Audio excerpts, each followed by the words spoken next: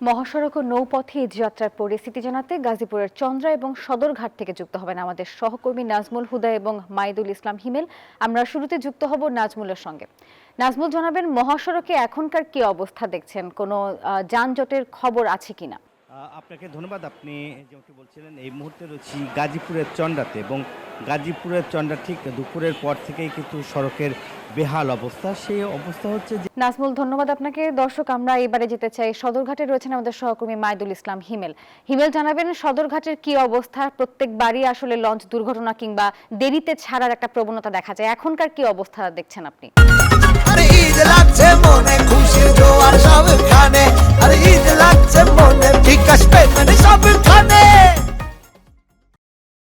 জি নাফিসা, ধন্যবাদ আপনাকে। আমি এই মুহূর্তে রয়েছি রাজধানীর সদরঘাট যে লঞ্চ টার্মিনাল রয়েছে এখানে কিন্তু সকাল থেকে আসলে যত বেলা বেড়েছে তত কিন্তু যাত্রী চাপ বেড়েছে, এবং এই মুহূর্তে কিন্তু সদরঘাটে কিন্তু উপচে পড়া কিন্তু যাত্রীদের চাপ লক্ষ্য করা যাচ্ছে, এবং তারা কিন্তু যত দ্রুত সম্ভব তাদের গন্তব্যে পৌঁছানোর চেষ্টা করছে, এবং লঞ্চগুলো কিন্তু এবং তারা লঞ্চগুলো যাত্রী পূর্ণ হয়ে যাওয়ার সাথে সাথেই কিন্তু তাদের গন্তব্যে ছেড়ে যাচ্ছে। যদিও আজকে বৈরী আবহাওয়ার কারণে কিন্তু কিছুটা বিলম্বিত হয়েছিল, কিন্তু আবহাওয়া স্বাভাবিক হয়ে যাওয়ার পরে কিন্তু লঞ্চগুলো সঠিক সময়েই তাদের গন্তব্যে পৌঁছে যাচ্ছে, এবং বিআইডব্লিউটিএ কর্তৃপক্ষ যেমনটি জানিয়েছে যে তারা কিন্তু অনিয়ম রোধ করার জন্য কঠোর অবস্থানে রয়েছে, যেন অতিরিক্ত যাত্রী বহন করা না হয় এবং অবৈধভাবে ছোট ছোট নৌকা থেকে যেন লঞ্চে যাত্রী ওঠানো না হয়। যেহেতু গত ঈদ উল ফিতরে কিন্তু একাধিক দুর্ঘটনার ঘটনা ঘটেছিল, সেটি রোধ করার জন্য কিন্তু তারা ব্যবস্থা গ্রহণ করেছে, এবং